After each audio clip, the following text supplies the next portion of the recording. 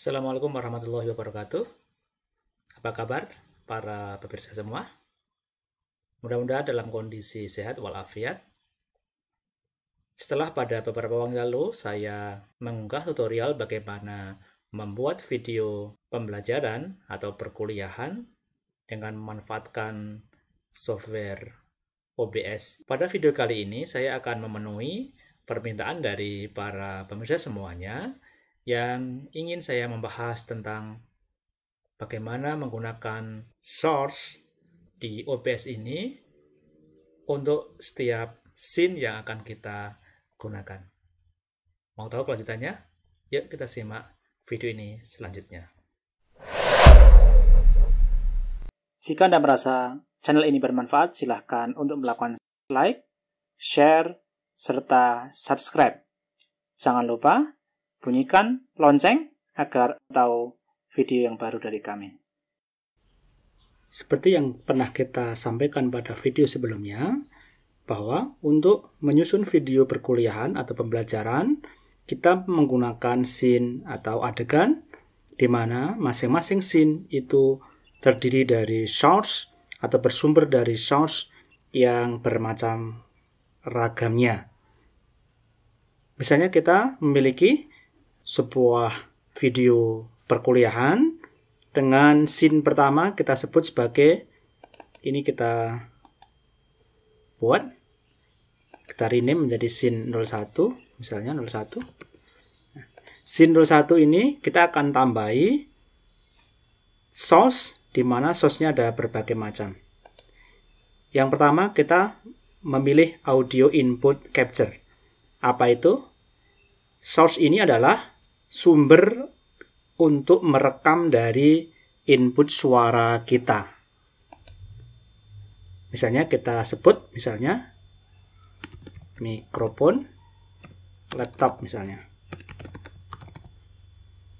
Kita oke kan? Di sini kita dapat menambah input dari suara itu dari berbagai macam device. Karena kebetulan saya menggunakan laptop, maka saya memilih misalnya mikrofon Realtek High Definition Audio ini sebagai inputnya. Kalau Bapak Ibu dan teman-teman semuanya menggunakan sumber suara input yang lain, maka dapat dipilih. Mic atau laptop atau input dari audio ini bisa lebih dari satu. Kalau misalnya teman-teman semuanya memiliki input audio lebih dari satu. Kemudian selain ada properti, source ini juga kita bisa membuat filter. Kita klik di sini, klik kanan, kemudian filters. Di sini ada tambah untuk filter, ada berbagai macam filter. Yang paling penting adalah kita bisa menangani noise suppression. Kita bisa menangani noise, suara-suara yang mengganggu dalam rekaman kita. Kita klik noise suppression ini. Kita okekan saja. Level suppression-nya itu mulai dari, ini adalah min 30 dB. Di sini paling besar adalah min 60 dB. Untuk mengurangi noise paling besar. Yang ini adalah mengurangi noise paling kecil atau tidak mengurangi noise. Biasanya kita menggunakan sampai di level paling kecil untuk noise-nya, sehingga kita menggunakan min 60 dB ini. Dengan menggunakan ini, maka suara kita yang akan terekam dari input ini akan dihilangkan noise-nya. Sebagai contoh, ini adalah contoh suara untuk noise yang sudah saya kurangi.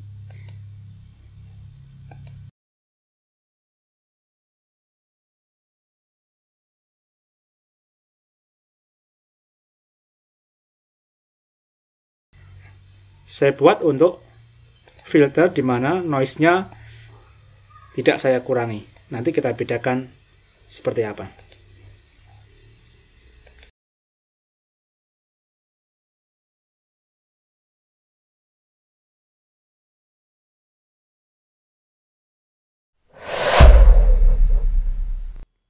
Source kedua yang dapat kita gunakan adalah audio output capture. Di sini kita bisa mengcapture suara dari speaker yang keluar dari misalnya laptop kita atau dari perangkat lain sebagai outputnya. Sini kita pilih device-nya adalah misalnya speaker seperti ini. Kita klik OK. Maka audio output capture-nya sudah menjadi source di scene kita. Di sini juga ada filter, sama sebagaimana untuk audio inputnya sudah ada. Di sini adalah noise suppression, noise gate, limiter, dan sebagainya. Gain, dan sebagainya kita bisa menggunakan dari filter ini. Jadi intinya kita mengcapture dari suara sound itu.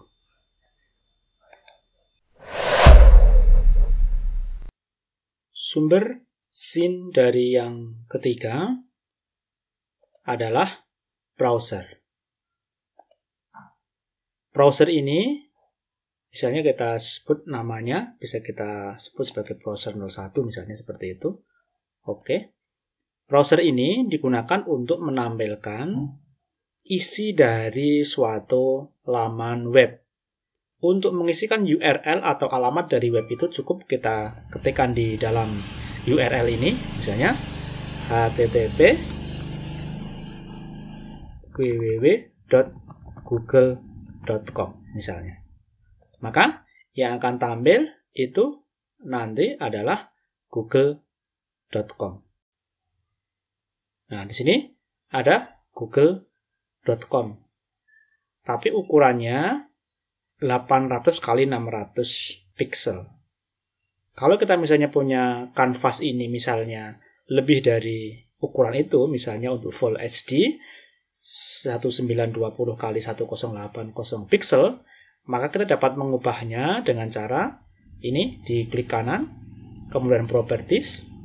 Di sini ada width-nya itu lebarnya. Misalnya kita buat 1920. High-nya adalah 1080. Seperti itu. Nah, ini bisa kita ubah seperti itu. Kemudian kita klik shutdown source when not visible. Jadi kalau kita misalnya webnya itu tidak ada, maka dia nggak akan kelihatan. Kemudian refresh browser when scene becomes active. Kalau kita misalnya mau mengaktifkan di dalam program di sini nanti misalnya ketika mau kita aktifkan, kita rekam atau kita live streamkan, itu maka kita bisa membuat refresh browser. Jadi nanti dia akan mengulang dari awal ketika akan ditampilkan di dalam live streaming atau dalam rekaman kita. Kita klik OK. Maka sudah akan menjadi seperti ini. Fungsi browser ini lebih cocok kalau kita ingin menampilkan misalnya untuk laman monitoring. Misalnya kita punya COVID misalnya, bagaimana perkembangan COVID-19 di Indonesia, kita dapat menggunakan itu. Kita coba ganti misalnya propertiesnya, URL-nya kita ubah ke laman untuk COVID itu, dan kita okekan. Di sini nanti kita akan melihat bagaimana laman monitoring dari COVID-19 ini di Indonesia seperti apa. Kita akan bisa kelihatan seperti ini. Kalau kita transition atau kita rekam nanti, juga langsung muncul di dalam layar ataupun kita buat live streaming. Ini adalah fungsi dari browser itu. Di browser kita juga ada filternya.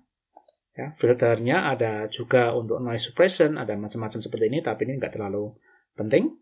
Kemudian yang di sini kita juga bisa misalnya chroma key-nya bisa kita lakukan. Jadi misalnya kalau ada warna-warna tertentu mau kita hilangkan biar menjadi transparan juga bisa.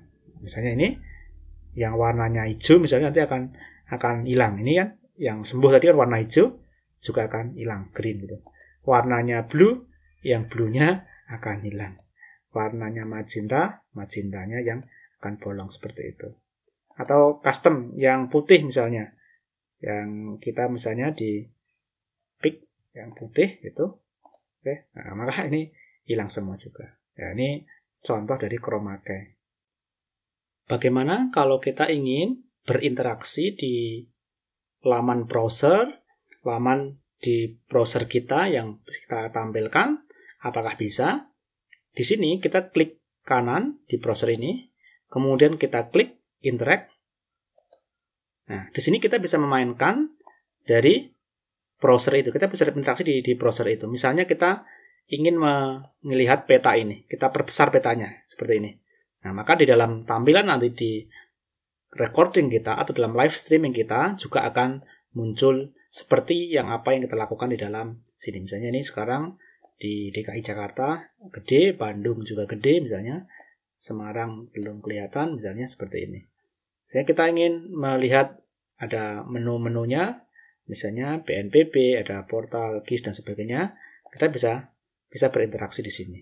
Seperti itu.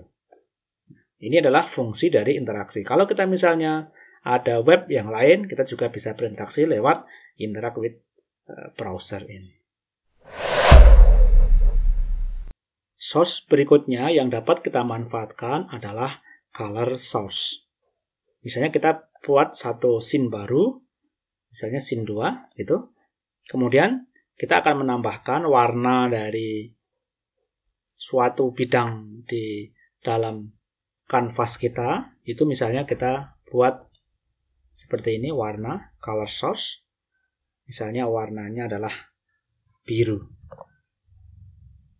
Nanti warna di sini akan ditentukan misalnya warnanya biru. Kita select color, misalnya warna biru yang ini misalnya. Oke. Nah, maka ini menjadi warnanya itu. Kita oke kan? Bagaimana kalau kita ingin mengubah ukurannya?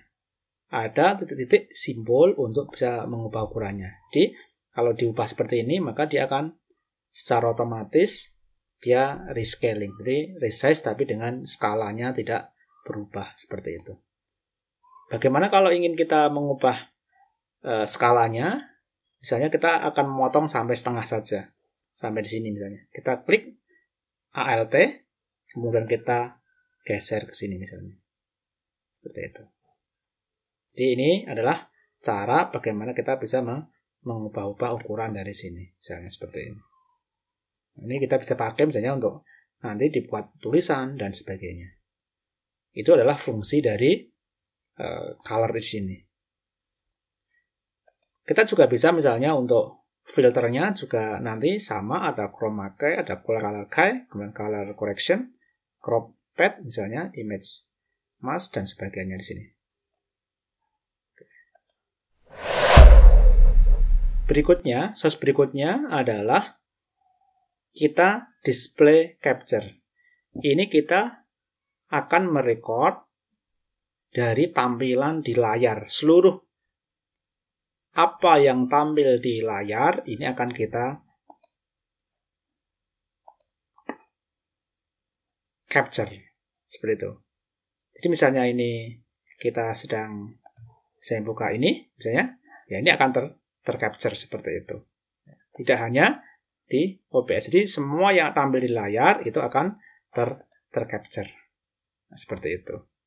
Ya, jadi ini bagaimana kalau kita misalnya mau merekod seluruh layar gitu, kita dapat menggunakan display capture ini. Ya, display capture ini dapat merekam seluruh aktivitas di layar kita. Tidak Windows tapi display seperti itu. Berikutnya kita bisa menggunakan source berupa game capture. Game capture ini juga kita dapat meng-capture aplikasi game yang kita gunakan. Kebetulan saya tidak menyukai game sehingga saya tidak punya instalan dari game itu. Pada prinsipnya sama, tinggal kita akan meng-capture game yang akan ditampilkan di aplikasi game yang kita sedang mainkan.